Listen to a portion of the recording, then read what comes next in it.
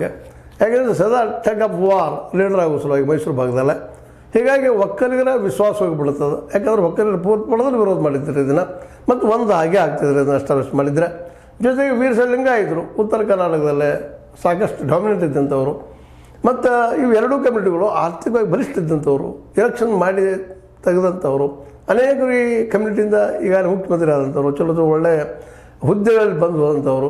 ಹೀಗಾಗಿ ದೊಡ್ಡ ಈ ಎರಡೂ ಕಮ್ಯುನಿಟಿಗಳನ್ನು ಎದುರು ಹಾಕ್ಕೊಳ್ಳೋ ಸ್ಥಿತಿಯಲ್ಲ ಹೈಕಮಾಂಡ್ ಇಲ್ಲ. ಜೊತೆಗೆ BJPಗರು ಈ ಒಕ್ಕಲಿಗ ಮತ್ತು ಲಿಂಗಾಯತ್ ಕಮ್ಯುನಿಟಿ ಅಥವಾ ವೀರಶೈವ ಲಿಂಗಾಯತ್ ಕಮ್ಯುನಿಟಿಯನ್ನು ತಮ್ಮ ವಿಶ್ವಾಸ ತೆಗೆದುಕೊಂಡ ಈ ಒಂದು ಕಾಂಗ್ರೆಸ್ಗೆ ದೊಡ್ಡ ಹೊಡೆತನ ಮುಂಬರುವ ಎಲೆಕ್ಷನ್ 2022ರಲ್ಲಿ ಕೊಡೋ ಸಾಧ್ಯತೆಗಳು ಹೆಚ್ಚಿರೋದ್ರಿಂದಾಗಿ ಅದನ್ನೊಂದು ಅಪಾಯದಿಂದ ಪಾರು ಮಾಡಿಸಲುವಾಗಿ ನಮ್ಮ ರಾಹುಲ್ ಗಾಂಧಿ ಮತ್ತು ಖರ್ಗೆ ಅವರು ವಿಚಾರ ಮಾಡಿ ಒಂದು ಹೆಜ್ಜೆ ಹಿಂದೆ ಸರಿಯಪ್ಪ ಇದನ್ನು ಮಾಡೋಕ್ಕಿಂತ ಪೂರ್ವದಲ್ಲೇ. ಯಾಕಂತಂದ್ರೆ ವಿಶೇಷವಾಗಿ ಒಂದು ಹೆಜ್ಜೆ ಹಿಂದಿಟ್ಟು ಮುಂದೆ ಅಟ್ಯಾಕ್ ಮಾಡುವಂಥದ್ದು ಭಾಳ ಅನಿವಾರ್ಯ ಇದೆ.